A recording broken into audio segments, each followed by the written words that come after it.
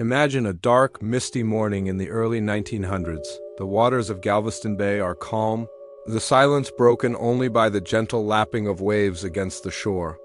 A local fisherman, setting out for his daily catch, spots something unusual floating near the shore.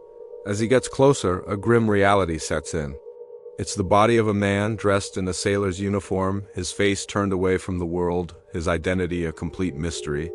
This is where our story begins, a tale of intrigue, anonymity, and a century-long quest for answers.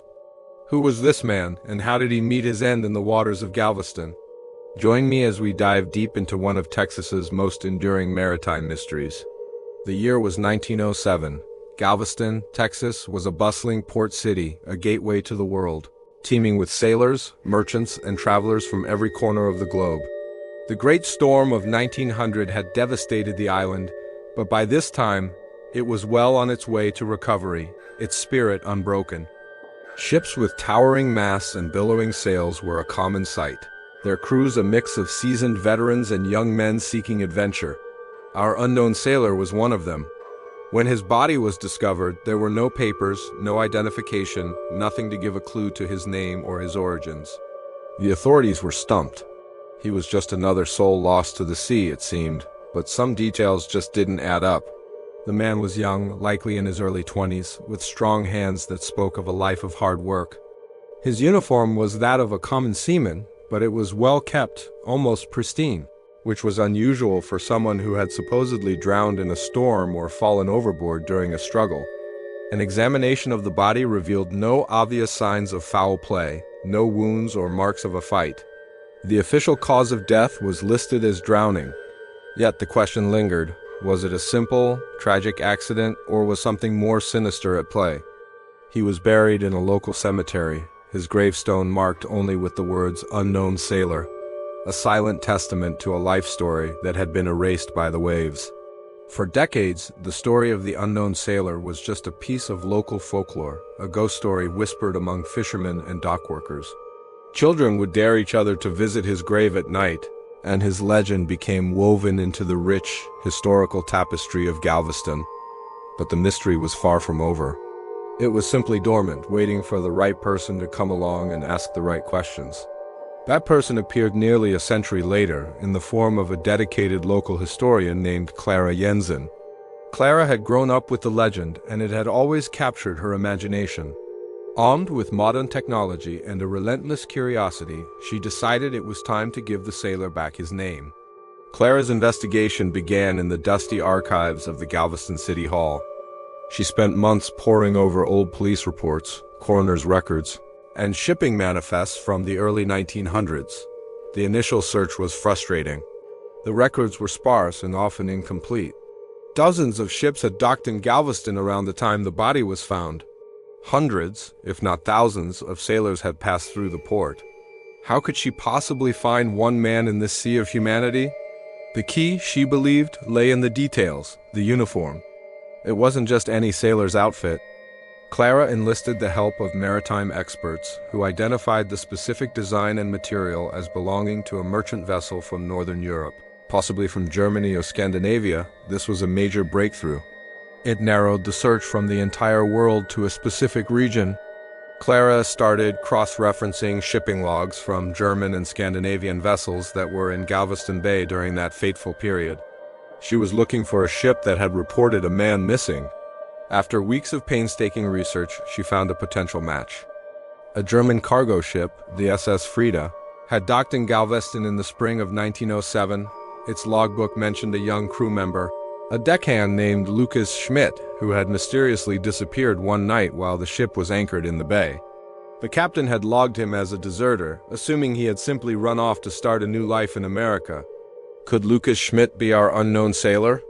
The description in the ship's log matched the estimated age and build of the man found in the water.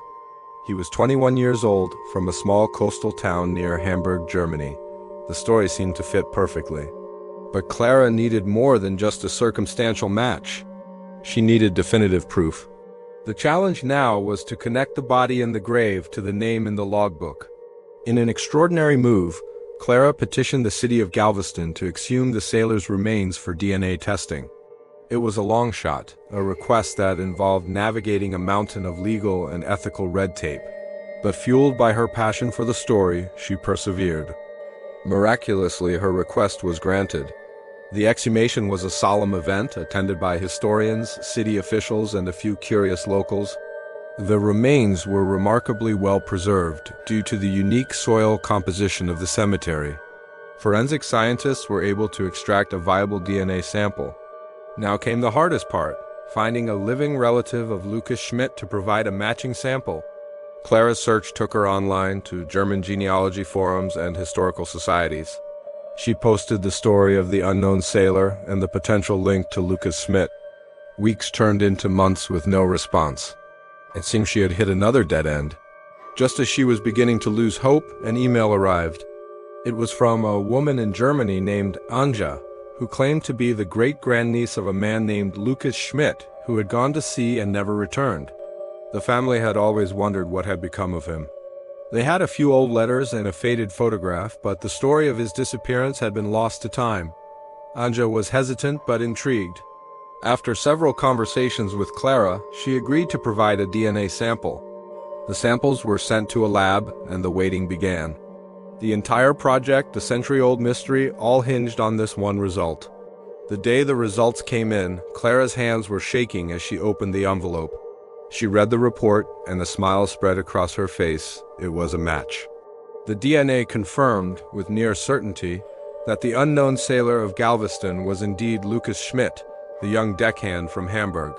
After more than 100 years, the mystery was finally solved. The man in the anonymous grave had a name, a home, and a family. Anja and her family were overcome with emotion. They finally had closure, an answer to a question that had lingered in their family for generations. So what really happened to Lucas Schmidt? While we can't know for sure, the most likely theory is that it was a tragic accident. Perhaps on that dark night he slipped and fell from the deck of the SS Frida while checking the anchor lines. Unseen and unheard in the vastness of the bay, he quietly drowned. His captain, finding him gone the next morning, simply assumed he had deserted, a common occurrence at the time. There was no foul play, no grand conspiracy, just a young man's life cut short by a simple, cruel twist of fate. The city of Galveston held a special ceremony. The old, weathered headstone was replaced with a new one, beautifully carved with his name, Lucas Schmidt. It listed his date of birth and the date he was found, finally giving him the dignity and recognition he deserved. Anja and her family even traveled from Germany to attend, placing flowers on the grave of the ancestor they had never known but now could finally mourn. It was a powerful moment, connecting the past to the present and bridging a gap of over 100 years. This incredible story is a reminder that history is not just about dates and events, it's about people. It's about their lives, their stories, and their humanity. The tale of Lucas Schmidt shows us that even when a story seems lost to time, there's always hope. Thanks to the dedication of one historian and the power of modern science, an unknown sailor was brought home. His legend is no longer just a ghost story, but a true and poignant piece of Galveston's history. Thank you for joining me on this journey into the past. If you enjoyed this story, don't forget to like, subscribe, and hit that notification bell for more historical mysteries.